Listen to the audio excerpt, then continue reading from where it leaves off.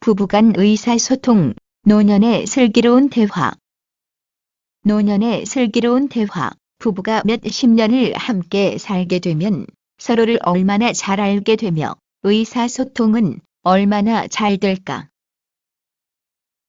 오래된 부부는 배우자의 잠버릇이나 좋아하는 음식부터 배우자 성격의 사소한 장단점까지 잘 안다. 이렇게 서로를 잘 알면 다투거나 상대방을 서운하게 만드는 일이 없을까? 당연히 그래야 될 것 같은데 꼭 그렇지만은 않다. 상대를 기쁘게 하거나 서운하게 만드는 일은 상대를 몰라서 생기는 것만은 아니다. 오히려 너무 잘 알기 때문에 생기기도 한다.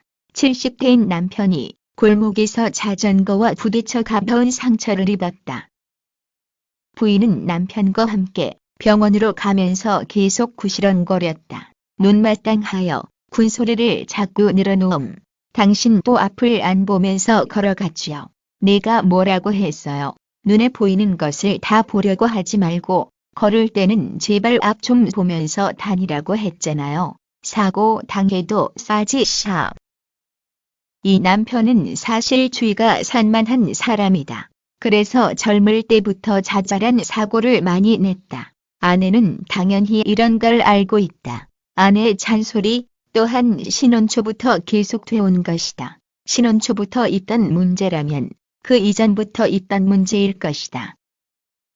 70대인 지금까지 안 고쳐졌다면 거의 천성적인 버릇이요 흠이라 할 만하다. 하지만 남편은 서운하기 짝이 없다. 걱정보다 잔소리가 앞서는 아내에게 서운함을 느끼는 것이다. 물론 아내도 속으로는 걱정하고 있을 것이다. 그래서 화를 내는 것이다.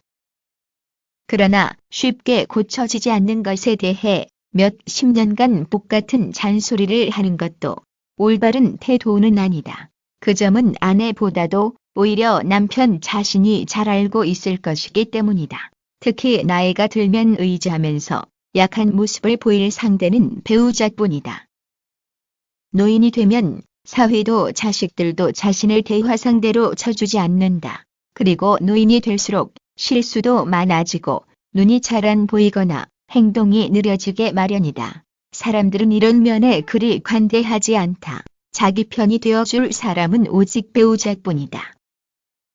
때문에 노년의 부부는 나이가 들어갈수록 상대를 배려하고 무조건 그의 편이 되어주는 지혜로운 말솜씨가 필요하다. 노년의 부부는 또 젊은 날부터 묵혀온 오래된 불만이 터지는 시기이기도 하다. 자기 말이 무시당해온 아내나 남편은 나이가 들면서 반격을 시작한다. 혹은 지긋지긋하다는 마음에 아예 상대의 말을 들으려고 하지도 않는 경우도 있다. 이런 건 서로 너무 잘 알기 때문에 생기는 문제이다. 그러나 노년이 된 부부가 이처럼 서로를 미워한다면 이는 매우 불행한 일이다. 이제야말로 이 세상에는 두 사람밖에 서로 편이 되어줄 사람이 없다. 신혼 초기의 젊은 부부는 앞으로 원만한 결혼 생활을 해나가기 위해 많은 대화가 필요하다. 그런데 수십 년 함께 해온 노년의 부부에게도 대화는 필요하다. 겉으로는 서로 잘 알고 있는 듯하지만 뜻밖에도 상대의 어떤 면에 대해서는 매우 무지한 경우가 일부 있다. 또한 잘 알면서도 고쳐지거나 고치려고 하지 않는 것들도 꽤 있다. 노년에 이르기까지도 서로 모르거나 고쳐지지 않는 이것들이야말로 매우 위태로운 부분이다.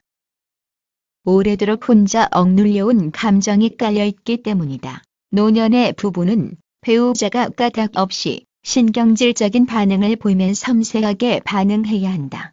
까닭이 없는 게 아니라 너무 오래 지속된 문제이어서 체념하거나 지쳐있는 경우가 많다. 기본적인 가치관 차이로 인한 문제들, 종교 문제, 돈 관리 문제, 자녀에 대한 대우 문제, 오래된 습관을 고치지 않는 문제 등등 적지 않다. 이런 문제의 해결은 의외로 간단할 수 있다. 그렇다면 진즉 해결되었을 것이다. 배우자의 마음에 진심으로 귀 기울이는 태도를 보이면 상대도 마음을 낸다. 서로 절반씩 나눠서 양보하는 방법이 절충안이 될 수도 있을 것이다.